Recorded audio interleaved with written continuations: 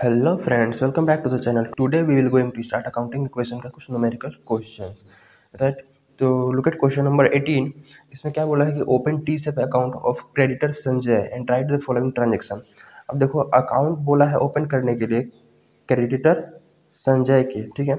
और देखो ध्यान से क्रेडिटर किस में आता है, क्रेडिटर किस में आता है, लाइबिलिटी में आता है क्रेडिटर। यार याद करो, क्रेडिटर क्या है, लाइबिलिटी तो है जिसको हमें पेमेंट करना है, जिससे हमने माल उधार में खरीदा है, मटेरियल गुड्स उधार में खरीदे हैं, उसको पेमेंट करना है, वो हमारे लिए क्या है, क्रेडिट है। और क्रेडिटर किस में आता है, लाइबिलिटी में। लाइबिलिटी का डेबिट और क्रेडिट का रूल तो याद है ना, लाइबिलिटी अकाउंट जब बढ़ती है तो बेसिकली लाइबिलिटी वाला रूल इसमें फॉलो होगा, ठीक है। तो ये हमारा अकाउंट का फॉर्मेट है, ठीक है, इधर डेबिट साइड और इधर क्रेडिट साइड, राइट। और जब भी लाइबिलिटी बढ़ती है तो याद करो पिछले क्लास में हमने डिस्कस किया था कि जब भी लाइबिलिटी बढ़ती है तो क्या करते हैं हम, लाइबिलिटी बढ़ती है तो क्रेडिट करते हैं। तो जब भी लाइबिलिटी इंक्रीज होगी, मतलब हमारी लाइबिलिटी जब इंक्रीज होगी यानी कि बिजनेस की, तो वो लिखेगी क्रेडिट साइड इस अकाउंट में, राइट। तो ये अमाउंट का कॉलम रहेगा और ये अमाउंट का कॉलम। बेसिकली यहाँ पर पर्टिकुलर लिखा जाता है, मतलब वो सारी चीज़ें यहाँ पर रिकॉर्ड करी जाती है। या पर्टिकुलर का कॉलम इसको बोलते हैं, कॉलम को बोलते हैं पर्टिकुलर का कॉलम, ठीक है। और बेसिकली यहाँ पर वो सब ट्रांजेक्शन को रिकॉर्ड किया जाता है। इधर भी पर्टिकुलर होता है,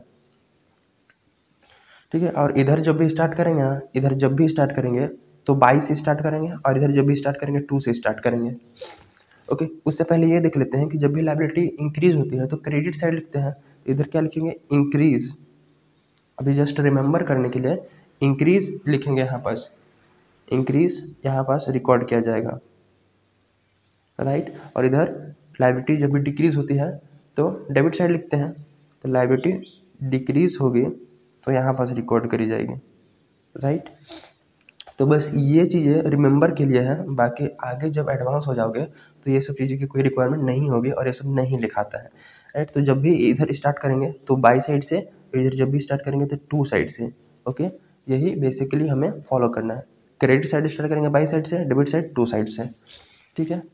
तो पहले नंबर में बोला है कि purchase goods from Sanjay on credit for 40,000। 40,000 का गुड्स संजय से हमने खरीद लिया है उधार में। भैया उधार में खरीदा है तो हमारी पेमेंट करने की रिस्पॉन्सिबिलिटी आई ना, कि हम उसको पेमेंट तो करेंगे ना। ये क्या हो रही है, हमारी लाइबिलिटी तो बढ़ रही है, पेमेंट करना पड़ेगा तो लाइबिलिटी बढ़ रही है ना। तो लाइबिलिटी बढ़ रही है तो हम लिखेंगे credit side by purchase account. हमने क्या किया है, गुड्स परचेस किया है तो बाई परचेस डायरेक्टली, परचेस किया है तो डायरेक्टली बाई परचेस, ठीक है। क्योंकि संजय का अकाउंट है तो उसमें संजय का नाम नहीं आता है। 40,000 गुड्स खरीद लिए, ये हमारे लिए लाइबिलिटी बढ़ गई, ठीक है। एंड पेड टू संजय, अब संजय को पेमेंट भी कर दिया, कितना, 25,000, तो लाइबिलिटी कम भी तो हो गई। 40,000 का गुड्स खरीदा था, पेमेंट करना था, 25,000 कर भी दिया सेकेंड ट्रांजेक्शन में, तो 25,000 की लाइबिलिटी कम भी तो हो गई। तो इधर लिखेंगे डिक्रीज वाला, लाइबिलिटी इधर कम हो गया तो लाइबिलिटी इधर कम हो गया तो इस साइड लिखेंगे, राइट। टू, अब क्या दिया है उनको, कैश पेमेंट कर दिया है तो to cash account, to cash सीधे 25,000, ठीक है। 40,000 खरीदा था, 25,000 पेमेंट हो चुका है, ठीक है।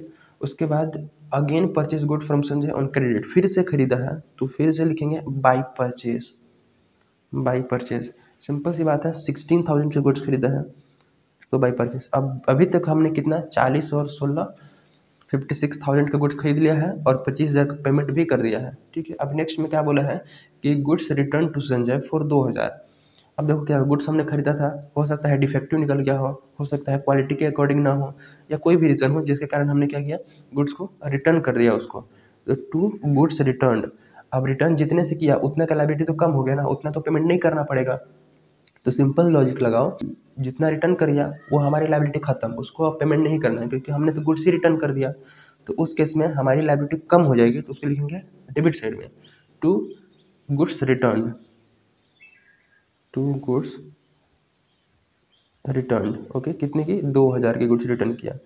देन नेक्स्ट ट्रांजेक्शन बोली है पेड, फिर से पेमेंट किया है संजय की, फिर से पेमेंट हुआ है संजय को, तो टू कैश अकाउंट में, राइट। कितना, 20,000, ओके।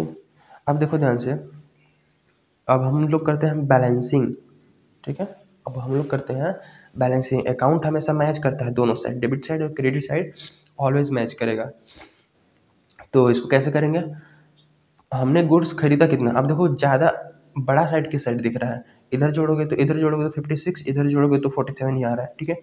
तो जिधर ज़्यादा होता है उस साइड को पहले लिखते हैं, राइट। तो इधर हो गया 56, इधर 56,000 का हमने माल खरीदा था, जिसमें से 25,000 को पेमेंट कर दिया, 20,000 पेमेंट कर दिया और 2,000 का गुड्स रिटर्न कर दिया, ठीक है। अब ध्यान से देखोगे, यहाँ देखो 56,000 का माल खरीदा, ये 56,000 का माल क्या किया, 25 किया, खरीदा।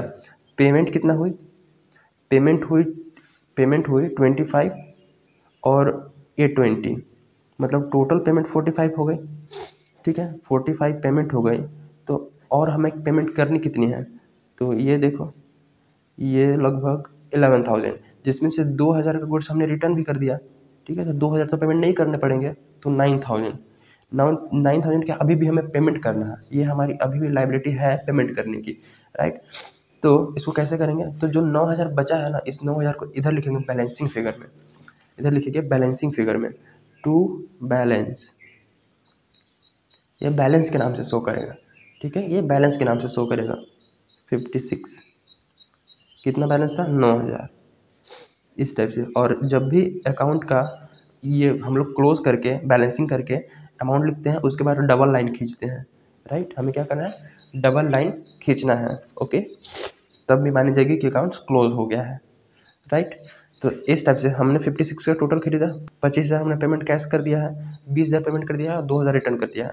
तो टोटल हमारी लायबिलिटी इतनी तो ख़त्म हो गई, तो लायबिलिटी इतनी बची है, ये लायबिलिटी बची है, ठीक है। इसको हमें पेमेंट करना है, इसका मतलब ये है, सिंपल, क्लियर है।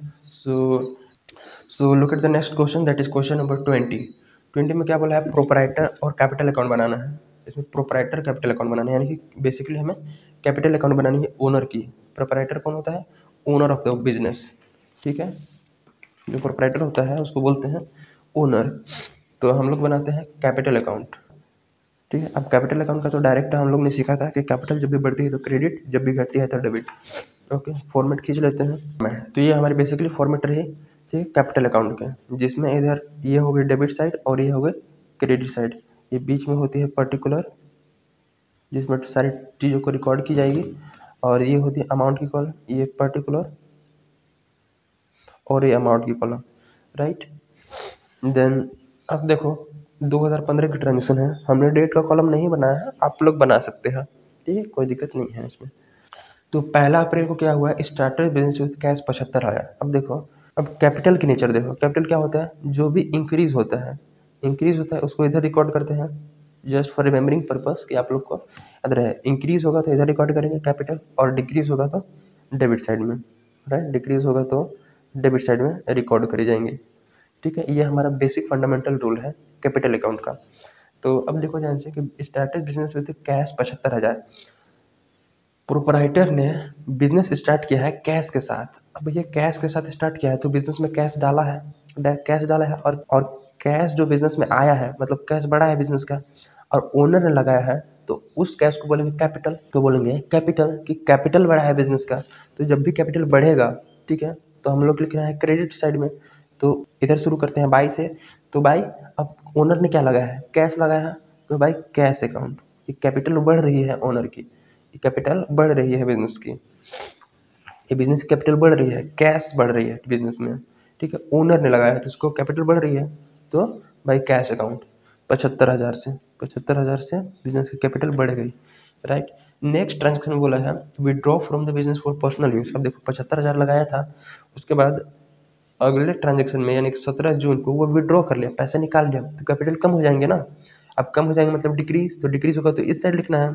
तो टू, अब क्या निकाला है, withdraw from business for personal use ₹10,000, तो 10,000 कैश निकाल लिया है, तो टू कैश अकाउंट इसको लिखो, विड्रॉ कर लिया 10,000, ओके, सिंपल सी बात है, विड्रॉ कर लिया। उसके बाद नेक्स्ट ट्रांजेक्शन में बोला है कि life insurance premium paid ₹13,000 payment और कर दिया। बिजनेस में कैश 75,000 लगाया, जिससे वो क्या कर रहा है, बिजनेस कर रहा है और बिजनेस से निकाल भी रहा है, तो निकाल रहा है तो उसकी तो कैपिटल कम हो रही है ना। तो to cash account, to cash क्या हो गया, ये भी ड्राइंग कर लिया, इसको भी, ये भी क्या कर लिया, ड्राइंग कर लिया। बिजनेस से पैसे निकाल के इंश्योरेंस का प्रीमियम को पेमेंट किया, तो ये ड्राइंग होगी, ठीक है। और बेसिकली ये भी ड्राइंग ही है, 13,000। फिर sold personal investment worth 15,000 at 5% profit and brought into business on the same date. अब देखो क्या हुआ है 25 सितंबर को कि अब उसका पर्सनल कोई एसेट था, पर्सनल कोई इन्वेस्टमेंट था, उसका कोई पर्सनल इन्वेस्टमेंट था कितने की 15,000 के, 15,000 का उसका कोई पर्सनल इन्वेस्टमेंट था, ठीक, जो बिजनेस का नहीं था। तो वो पर्सनल इन्वेस्टमेंट को बेच दिया और बिजनेस में ले आया। और बेचा कितने में, ये सेल किया कितने 5% प्रॉफिट पे, ठीक है। और टोटल पैसे को कहाँ लेके आ गया, बिजनेस में लेके आ गया। तो सिंपल पहले इसका 5% प्रॉफिट कैलकुलेट कर लेते हैं, 15,000 इंटू 5%, ठीक है। 5% हो जाएगा 750, 15×5 = 7500, ठीक है। ये हो जाएगा 750, ये प्रॉफिट। तो टोटल उन्होंने सेल किया होगा वो 15,000 प्लस 750 पे सेल किया होगा, तो 15,750 पे सेल किया उस इन्वेस्टमेंट को। अब ये टोटल पैसा को कहाँ ला रहा है, बिजनेस में। तो बिजनेस की कैपिटल बढ़ेगी, बिजनेस कैपिटल बढ़ेगी ना। तो by cash account, by cash account कितना 15,750, जस्ट हमने यहाँ कैलकुलेट किया 15,750, ओके। 15,750 का ये नया लाया है इन्वेस्टमेंट को बेच के पैसा, ठीक है। देन नेक्स्ट में बोला है कि लॉस फॉर द ईयर। अब बिजनेस करते करते उसको लॉस हो गया, ठीक है। तो इसकी टोटल तो इसकी कैपिटल तो इतनी हो गई, जिसमें से वो इतना निकाल के ले गया तो उसकी कैपिटल कम हो गई, लॉस हुआ। तो लॉस के कारण उसकी कैपिटल भी तो घटेगी।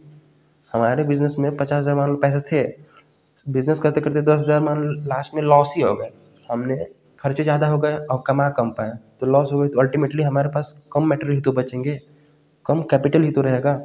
अल्टीमेटली हमारे कैपिटल को क्या करेगा, रिड्यूस कर देगा। तो लॉस होता है तो उसको इधर लिखते हैं ना, लॉस होता है तो कैपिटल कम कर देगा, कैपिटल कम कर देगा तो इधर लिखेंगे, ठीक है। To profit and loss account से इसको लिखते हैं, to profit and loss account. ये क्या है, लॉस, ठीक है। 5,000 का लॉस हो गया।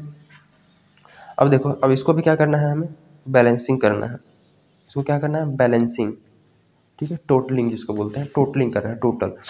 तो 15,000 और 75,000, 90,000 और 750, तो 90,000 750। इधर ऐसे भी देखोगे तो इधर कम है इधर ज़्यादा है, तो जिस साइड ज़्यादा होता है उस साइड को सबसे पहले जोड़ के लिख देते हैं।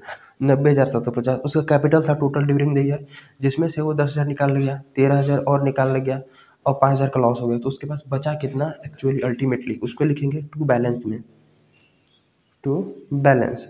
और ये बैलेंस लिखते हैं सी डी, सी डी का फुल फॉर्म होता है carried down, business carried down. आगे ये कैरी होगा, आगे ये चलता रहेगा, राइट, आगे ये चलता रहेगा। अकाउंट को करना है क्लोज, क्लोज का डबल लाइन खींचना है, इधर भी होगा 90,750, ठीक है। अब बैलेंसिंग फिगर में ये कितना आएगा उसको कैलकुलेट करो, तो देखोगे 90,750 हमारा टोटल था, जिसमें से 10, 13 और 5 यानी कि 23 और 5 28,000, 28,000 यहाँ से माइनस कर दो, ठीक है। ये टोटल एक्चुअली उन्होंने निकाला और लॉस सब मिला के 28,000 हुआ। तो 750 और 2 और इधर कितना हो गया 62, 750 उसका भी नेट कैपिटल बचा है बिजनेस में। तो बैलेंसिंग में लिखेंगे 62 750, राइट। तो इस टाइप से हमें क्वेश्चन सॉल्व करने हैं, बहुत ही ईजी है, यू कैन ईजिली सॉल्व। ये कैपिटल अकाउंट, बस नेचर याद रखना कि कौन से अकाउंट किस साइड बढ़ता है किस साइड घटता है, ट्रांजेक्शन को इजीली रिकॉर्ड कर सकते हो, ठीक है। सो मिलते हैं in the next video, till then keep learning, thank you.